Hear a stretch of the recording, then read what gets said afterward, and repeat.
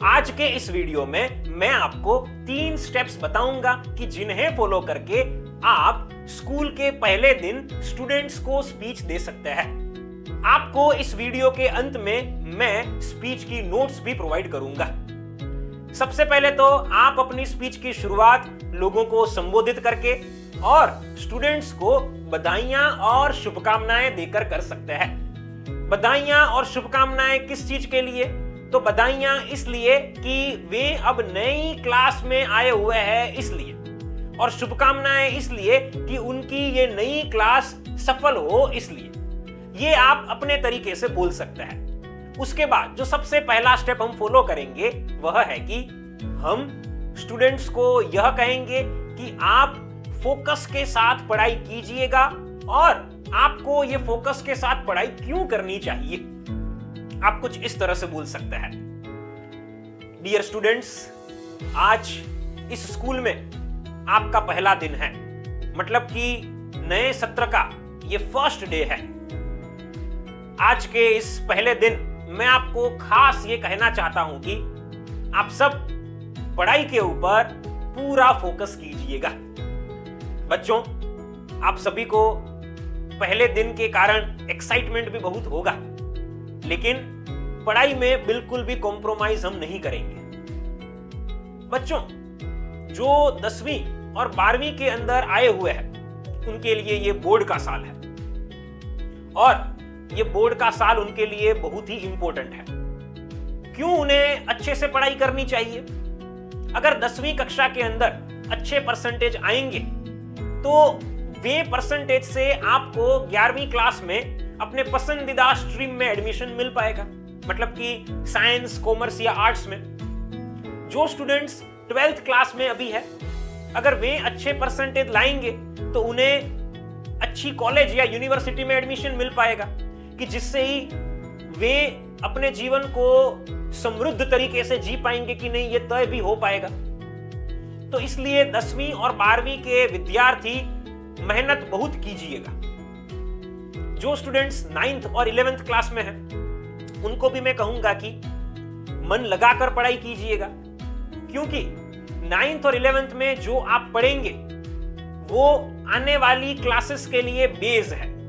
अगर 9th और 11th के अंदर आप मन लगाकर पढ़ाई करेंगे तो आपका फाउंडेशन स्ट्रांग हो पाएगा, आपकी नींव मजबूत हो पाएगी। तो इसलिए 9th और 11th के स्टूडेंट्स भी अच्छे से पढ़िएगा। अगर आप 9th और 11th के अंदर अच्छे से पढ़ाई करेंगे तो बाय डिफॉल्ट आपको उसका लाभ 10th और 12th क्लास के अंदर होगा। तो बच्चों, कुल मिलाकर अगर मैं आपको कहूं तो आपको स्टडीज अच्छे से करना है। तो इस तरह से आप सबसे पहले स्टेप को कवर कर सकते हैं और बच्चों को कह सकते हैं कि पढ़ाई क्यों हमें अच्छे से करनी चाहिए।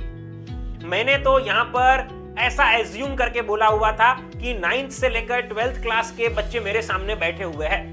आपके सामने जो भी क्लास के बच्चे बैठे हैं, आप उन्हें उस हिसाब से कुछ बोलकर बता सकते हैं। इसके बाद जो हम सेकेंड स्टेप हमारी स्पीच के अंदर शामिल करेंगे वह है कि हम स्टूडेंट्स को प्रतिज्ञा दिलवाएंगे। अब मैं आपको प्रतिज्ञा बोलकर भी बताऊंगा, लेकिन मैं बीच बीच में पोजेस भी लूंगा।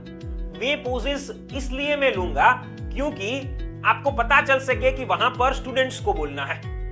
तो ध्यान से सुनिएगा, आप कुछ इस तरह से अपने सेकेंड पॉइंट को रख सकते हैं। प्यारे बच्चों, आज स्कूल में पहले दिन मैं ऐसा चाहता हूं कि मैं आपको कुछ प्रतिज्ञा दिलवाऊं। दरअसल एक अच्छे विद्यार्थी के अंदर कुछ गुण होने चाहिए। मैं ऐसा चाहता हूं कि वे सारे गुण आपके अंदर भी हो। तो मैं कुछ स्टेटमेंट्स बोलूंगा, आपको मेरे बाद उन्हें बोलना है। क्या आप बोलने के लिए तैयार है? हाँ या ना? बहुत बढ़िया। तो मैं शुरू कर रहा हूं, मेरे बाद आप बोलिएगा। मैं हर रोज सुबह जल्दी उठूंगा और हर रोज रात को जल्दी सोऊंगा।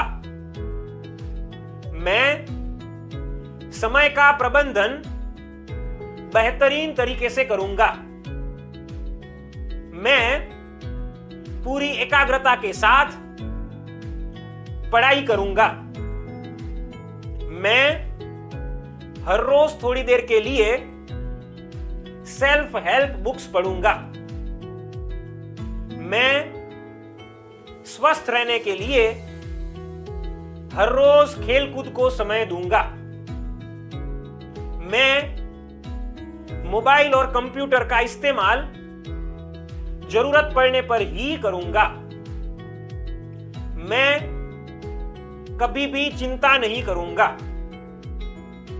मैं इन सारी बातों को ईमानदारी से फॉलो करूंगा।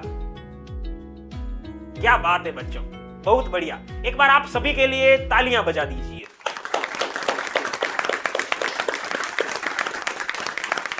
बच्चों, आपने बहुत ही अच्छे से ये प्रतिज्ञा ली हुई है, लेकिन मैं आपसे चाहूंगा कि जैसे आपने पूरे जोश से ये बोला हुआ है, उसी जोश के साथ आप इसका पालन भी करेंगे ना बच्चों? हाँ या ना? क्या बात है, मुझे विश्वास है कि आप इसका पालन करेंगे। तो इस तरह से आप सेकेंड स्टेप को बताइए और बच्चों को प्रतिज्ञा दिलवाइए। इसके बाद स्कूल के सत्र के पहले दिन हम जो तीसरा स्टेप हमारी स्पीच में शामिल करेंगे वह है कि हम बच्चों को यह कहेंगे कि आज के इस पहले दिन आपको कैसी अनुभूति हो रही होगी। आप कुछ इस तरह से बोल सकते हैं, स्टूडेंट्स, आज के इस पहले दिन आप अलग ही फील कर रहे होंगे। आज के इस पहले दिन आपको उत्सुकता भी होगी।